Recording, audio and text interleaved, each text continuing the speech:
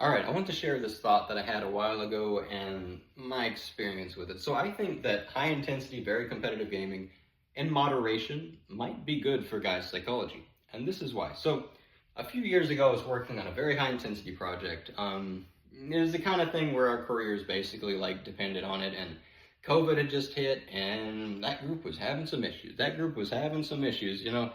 A lot of responsibility was put on my shoulders. I don't know if it's because I was older and I'm also an idea guy where it's like I'd rattle off on, but I was basically more or less seen as the group leader. And, I was working, it was a group of five. I was working with one guy basically pretty intensely, and these other three weren't really pulling their weight. They weren't really doing anything.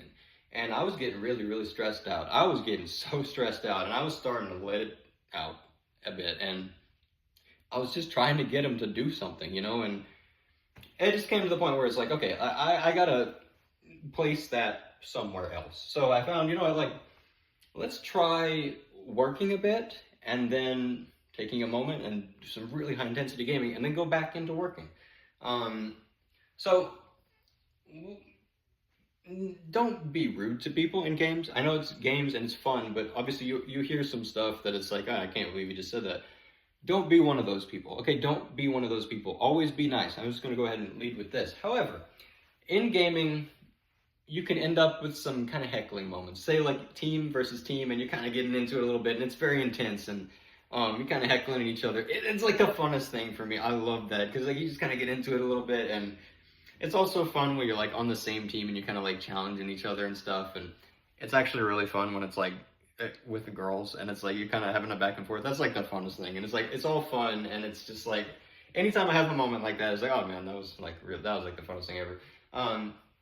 But it gives you an opportunity, a safe environment in a friendly way, kind of friendly. Obviously, heckling can get a little intense, but don't be rude. To kind of let off a bit of steam. And, when you're sitting there working on computer all day and you're a very high intensity person, that kind of builds up a little bit. And you need to let that out. Elsewise, you're going to accidentally be putting things on people you're working with or like people in your interpersonal life that you don't really mean to. Because you're letting your stress build up. You're just like, it's like building up. And after that, it's like, okay, whatever. Like me and this other guy, I don't know. The other guys didn't quite pull together, and it's like I just quit worrying about that. Instead of like stressing out about that, I was just okay.